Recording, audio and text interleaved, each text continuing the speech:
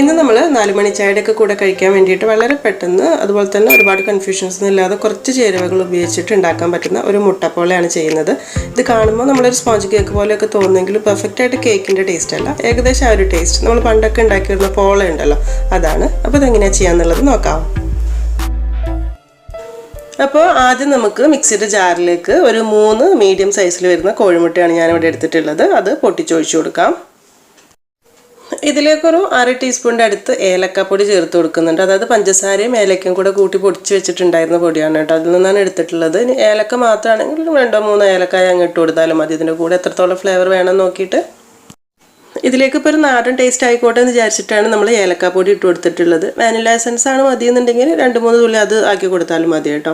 പിന്നെ അതിൻ്റെ കൂടെ തന്നെ ഒരു 1 ടീസ്പൂൺ ഓറഞ്ചിൻ്റെ തൊലി ചേർക്കുന്നുണ്ട്. അതായത് നമ്മൾ ഫ്രഷ് ആയിട്ടുള്ള ഓറഞ്ചിൻ്റെ തൊലി ചെറുതായിട്ട് ചെത്തിയെടുക്കുക. അതിൻ്റെ വെള്ളഭാഗം പെടാതെ വളരെ ചെറുതായിട്ട് ഇതുപോലെ മുറിച്ചെടുത്തത് ഇട്ട് കൊടുക്കുക. അത് നിർബന്ധമല്ല, നമ്മൾ സാധാരണ ചേർക്കലൊന്നുമില്ല പണ്ടൊന്നും. പക്ഷേ ആ ഒരു മുട്ടയുടെ മണം പോളയാകുമ്പോൾ അങ്ങനെ ഭയങ്കരമായിട്ട് വരും. അപ്പോൾ അതൊന്ന് പോയിക്കോട്ടെ എന്ന് വിചാരിച്ചിട്ടാണ് കേട്ടോ. ഉണ്ടെങ്കിൽ ഇട്ട് കൊടുത്താൽ മതി. പിന്നെ ഇതിലേക്കൊരു നുള്ളു മഞ്ഞൾപ്പൊടി ഇട്ട് കൊടുക്കുന്നുണ്ട്, വളരെ കുറച്ചിട്ട്. ഇതെന്ന് വെച്ചാൽ നമ്മൾ ആ ഒരു പോളയ്ക്ക് ആ ഒരു വെള്ള കളർ മാറിയിട്ട് ചെറിയൊരു മഞ്ഞ കളർ വരാൻ വേണ്ടിയിട്ടാണ്, ഒരുപാടൊന്നല്ല. ഇനി വെള്ള കളറുള്ള പോള തന്നെ മതി എന്നുണ്ടെങ്കിൽ ഈ ഒരു മഞ്ഞൾപ്പൊടി വേണ്ട കേട്ടോ. പിന്നെ വേറൊരു കാര്യം കൂടെ ശ്രദ്ധിക്കണം, നമ്മൾ ബേക്കിംഗ് സോഡയോ ബേക്കിംഗ് പൗഡറോ ഇതിൽ എടുക്കുന്നുണ്ട് എന്നുണ്ടെങ്കിൽ മഞ്ഞൾപ്പൊടി ഇടരുത് കേട്ടോ. അങ്ങനെ ഇട്ട് കഴിഞ്ഞാൽ കേക്കിൻ്റെ കളറിൽ ചെറിയൊരു ചുവപ്പ് കളറായി പോകും. ഇനിയിപ്പോൾ ഇതിലേക്കുള്ള പഞ്ചസാരയാണ് ചേർത്ത് കൊടുക്കുന്നത്. ഒരു 10 ടേബിൾ സ്പൂൺ പഞ്ചസാരയാണ് ഇപ്പോൾ നമ്മളിതിലേക്ക് ഇട്ട് കൊടുക്കുന്നത്. 10 ടേബിൾ സ്പൂൺ എന്ന് പറയുന്ന സമയത്ത് 1/2 കപ്പ് പ്ലസ് ഒരു 2-3 ടേബിൾ സ്പൂണിൻ്റെ അടുത്താണ് അളവിൽ വരിക. അതായത് നമ്മൾ എത്ര ടേബിൾ സ്പൂൺ ആണോ മൈദ എടുക്കുന്നത് ഏകദേശം അതേ അളവിൽ തന്നെ. ഞാനിപ്പോൾ ഒരു മൈദ എടുക്കുന്നതിൽ നിന്നും ഒരു 1 ടേബിൾ സ്പൂൺ കുറച്ചിട്ടേ പഞ്ചസാര എടുത്തിട്ടുള്ളൂ. മധുരം നോക്കിയിട്ട് നമുക്ക് ചെയ്യാം. അപ്പോൾ ഇത് ചെയ്യുന്നത് എന്താണെന്ന് വെച്ചാൽ ഇത്രയും കാര്യങ്ങൾ ചേർത്തിട്ട് നന്നായിട്ട് ഒരു 2-3 മിനിറ്റ് മിക്സിയിൽ നല്ലോണം ഒന്ന് അടിച്ചെടുക്കണം. അതായത് ഇപ്പോൾ എഗ് ബീറ്റർ ഉണ്ട് എന്നുണ്ടെങ്കിൽ അതിലിട്ടിട്ട് നല്ല ഫ്ലഫി ആയിട്ട് ചെയ്തെടുക്കുക. അപ്പോൾ കുറച്ചുകൂടി നന്നായിട്ട് കിട്ടും. ഇപ്പോൾ നമ്മൾ പണ്ടൊക്കെ ചെയ്ത പോലെ തന്നെ എല്ലാവർക്കും ചെയ്യാൻ പറ്റുന്ന രീതിയിലായതുകൊണ്ട് മിക്സിയിലിട്ടിട്ട് തന്നെ കഴിയുന്നത്ര നന്നായിട്ട് അടിച്ചെടുക്കുക. ഒരു 2-3 മിനിറ്റൊക്കെ അടിച്ച് കഴിയുമ്പോൾ പഞ്ചസാരയൊക്കെ നല്ലോണം മെൽറ്റായിട്ട് ഇതുപോലെ അത്യാവശ്യം കുഴപ്പമില്ലാത്ത രീതിയിലൊന്ന് പതഞ്ഞ് കിട്ടും. അതൊരു ബൗളിലേക്ക് എടുക്കാം. എന്നിട്ട് ഇതിലേക്കുള്ള ആ ഒരു മൈദ കൂടെ ചേർത്ത് കൊടുത്താൽ മതി. അപ്പോൾ മൈദയുടെ അളവ് ഒരു 11 ടേബിൾ സ്പൂണാണ് എടുത്തിട്ടുള്ളത്. ഞാൻ കപ്പില്ലാത്തവർക്ക് വേണ്ടിയിട്ട് സ്പൂണിൻ്റെ അളവിലാണ്. ഇത് നമ്മൾ വലിയ സ്പൂൺ ഉണ്ടല്ലോ, ടേബിൾ സ്പൂൺ, അതിലൊരു 11 സ്പൂണാണ് കേട്ടോ വരിക ഇത്.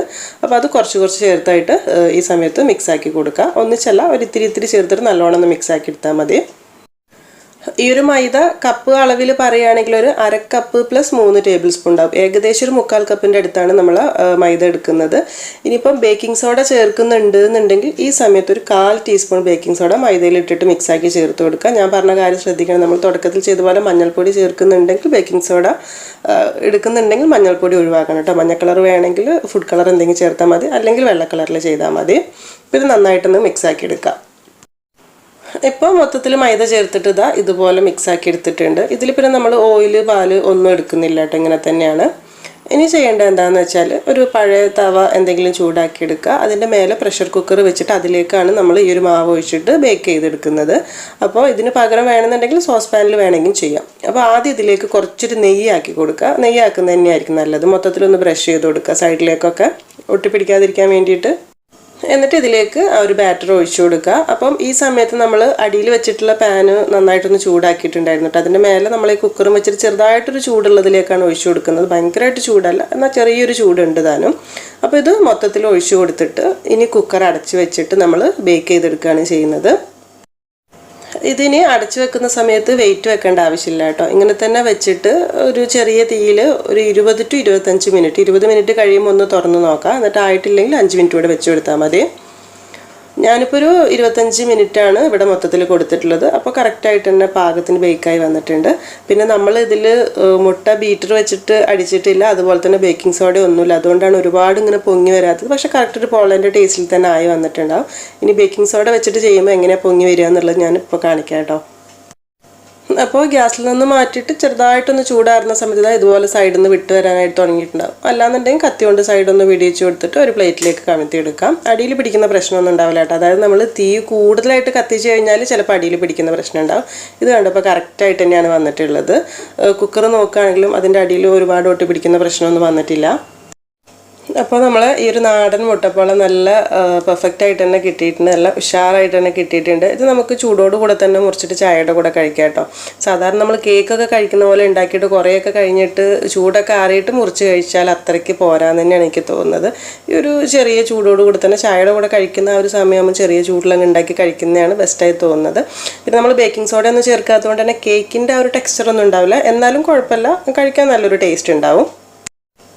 ഇനി നമ്മളിപ്പോൾ ചെയ്ത അതേ മെത്തേഡിൽ ആ ഒരു മൈദ മിക്സ് ആക്കുന്ന സമയത്ത് ഒരു 1/4 ടീസ്പൂൺ ബേക്കിംഗ് സോഡ ചേർത്തിട്ട് ബേക്ക് ചെയ്യുകയാണ്. ഈ ഒരു രീതിയിലാണ് നമ്മളെ പോള ഉണ്ടാവുക. കുറച്ചും കൂടെ ഒക്കെ ഒരു ഹൈറ്റിൽ നല്ലൊരു പൊങ്ങിയിട്ട് ചെറിയൊരു കേക്കിൻ്റെ ഒക്കെ ഒരു രീതിയിലായിട്ട് കിട്ടും കേട്ടോ. ഒരു നുള്ളു ബേക്കിംഗ് സോഡ ചേർക്കുകയാണെങ്കിൽ നിർബന്ധം ഉണ്ടെങ്കിൽ മാത്രം ചേർത്താൽ മതി, കുഴപ്പമൊന്നുമില്ല. ഇത് കാണുമ്പോൾ തന്നെ നമുക്ക് മനസ്സിലാവും, നേരത്തെ നമ്മൾ 3 മുട്ടയും അതേ മൈദ എടുത്തുണ്ടാക്കിയതാണ്, സെയിം അതേ അളവിലെടുത്തിട്ട് ഇതിന് കുറച്ചൊരു ഹൈറ്റ് കിട്ടിയിട്ടുണ്ട്. അതൊരു ബേക്കിംഗ് സോഡ വന്നതിൻ്റെയാണ്. പിന്നെ ഞാൻ തുടക്കത്തിൽ പറഞ്ഞല്ലോ, നമ്മൾ കളറിന് വേണ്ടിയിട്ട് മഞ്ഞൾപ്പൊടിയാണ് ചേർക്കുന്നതെന്നുണ്ടെങ്കിൽ ബേക്കിംഗ് സോഡ ചേർക്കരുത്. അങ്ങനെ എനിക്ക് പറ്റിയിട്ടുള്ളൊരു മിസ്റ്റേക്ക് കൊണ്ടാണ് കേട്ടോ നമ്മൾ ഈ കേക്കിൻ്റെ കളറിൽ ഒരു നല്ല മഞ്ഞ കളറും അല്ല വെള്ള അല്ലാത്ത അവിടെ ഇവിടെ ഒരു ഇത്തിരി ചുവപ്പ് വന്ന പോലെ തോന്നുന്നതിൻ്റെ ആ ഒരു പ്രശ്നം എന്താണെന്ന് വെച്ചാൽ ബേക്കിംഗ് സോഡ പ്ലസ് മഞ്ഞൾപ്പൊടി ആയതുകൊണ്ടാണ്. അപ്പോൾ നിങ്ങൾ ഉണ്ടാക്കുമ്പോൾ അന്ന് ശ്രദ്ധിച്ചാൽ മതി കേട്ടോ. ഇത് പിന്നെ ഏകദേശം ഒരു കേക്കിൻ്റെ ഒക്കെ പോലെ തന്നെയാണ് വരിക. അപ്പോൾ ഇതാണ് നമ്മുടെ മുട്ടപ്പോള. എല്ലാവർക്കും ഇഷ്ടമായി എന്ന് വിചാരിക്കുന്നു. കൂടുതൽ ആളുകളും ചെയ്ത് വെക്കുന്നത് തന്നെയായിരിക്കും, എന്നാലും അറിയാത്തവരുണ്ടെങ്കിൽ ട്രൈ ചെയ്ത് വെക്കുന്ന സമയത്ത് ഫീഡ്ബാക്കൊക്കെ അറിയിക്കണം കേട്ടോ. പിന്നെ ഈ ഒരു മുട്ടപ്പോള എന്ന് പറയുമ്പോൾ ഒരിക്കലും കേക്കിൻ്റെ ഒരു കറക്റ്റ് ടേസ്റ്റ് അല്ല കേട്ടോ. നമ്മൾ ഓയിൽ പാൽ അങ്ങനത്തെ ചേർക്കാതെ ഉണ്ടാക്കുന്ന പണ്ടത്തെ ഒരു പോള. അപ്പോൾ ഇനി എന്തായാലും നല്ല റെസിപ്പി ആയിട്ട് പുതിയ വീഡിയോയിൽ കാണാം. താങ്ക്